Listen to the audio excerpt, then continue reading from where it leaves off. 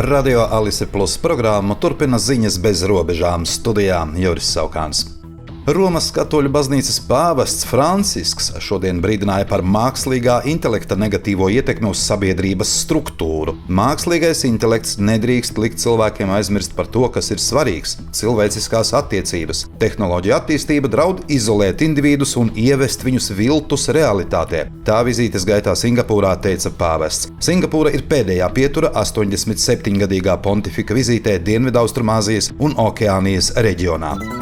Nikaragvas parlaments pieņēma sociālo mediju likumu. Tas ļaus piespriest cietumsodus par režīma kritiku. Likums paredz cietumsodus līdz 5 gadiem un naudas sodus cilvēkiem, kas sociālajos medijos publicē ierakstus, kuri izraisa trauksmi vai bailes, tā teikts parlamenta paziņojumā. Parlamenta vairākums ir lojāls autoritārajam kreisajam prezidentam Danielam Ortegam. Opozīcija viņu apsūdz tiesību pārkāpumos. Jauno likumu kritiķi nodēvējuši par mutes aizbāzšanas likumu. Tas atjaunina 2020. gadā pieņemto likumu par kibernoziegumiem, kurš noveda pie daudzu valdības pretinieku apcietināšanas par viltus ziņu izplatīšanu. Ortegas valdība ir pakļauta Amerikas Savienoto Valstu un Eiropas Savienības sankcijām.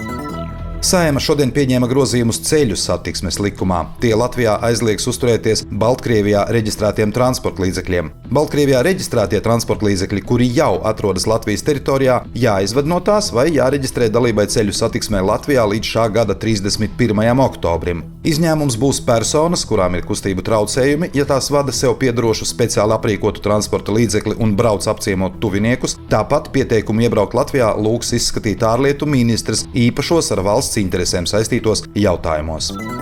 Pirmie secinājumi par Latgales tīrumā nokritušo Šahed tipa dronu gaidāmi oktobra sākumā. Pēc 7. septembra incidenta, kad Gaigalavas pagastā nogāzās ar sprākstvielām aprīkots Krievijas bezpilota lidaparāts, sākta izmeklēšana. Līdz tās noslēgumam ne par lidojuma laiku, ne trajektoriju informācija netiks izpausta, tā skaidro aizsardzības ministrija. Šonedēļ par vairākām laupīšanām un zādzībām Daugavpilī aizturēts vīrietis. Krimināla process uzsākts pret 1991. gadā dzimušu vīrieti, kurš 10. septembrī Daugavpilī pielietojot vardarbību citam vīrietim nolaupīja somiņu ar naudu un dokumentiem. 8. septembrī pielietojot fizisku spēku viņš nolaupīja sievietei somiņu ar mobiliem telefoniem, naudu, dokumentiem un ķēdīti. Izmeklēšanā izdevās noskaidrot, ka aizturētā persona ir veikusi arī 4 zādzības – no dzīvokļa, no pagrabtelpas, no automašīnas BMW X5 un kādas vasarnīcas.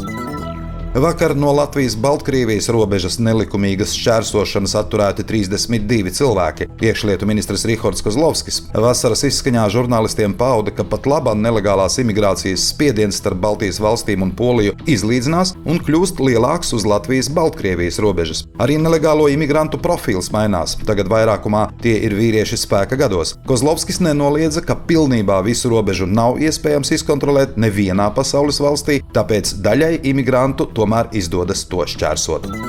14. septembrī Daugavpilī jau 11. reizi norisināsies Rīgas ielas svētki. Pasākuma sagatavošanas un norises laikā vairākās ielās pilsētas centrā ierobežos satiksmi. Ierobežojumi būs spēkā no 12. septembra 23:00 līdz 15. septembra 10:00. Plašāka informācija par transporta kustības schēmu un sabiedriskā transporta maršrutu izmaiņām atrodama pašvaldības interneta vietnē.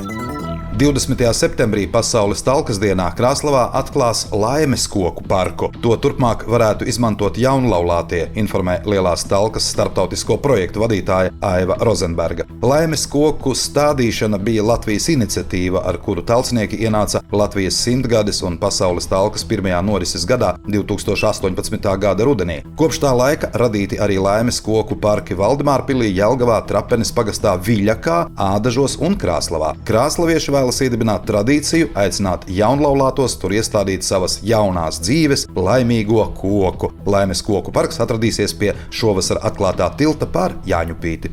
Studijā bija Juris Saukāns, par ziņu bez robežām saturu atbilcijā Alise Plus projektu finansē Mediju atbalsta fonds no Latvijas valsts budžeta līdzekļiem.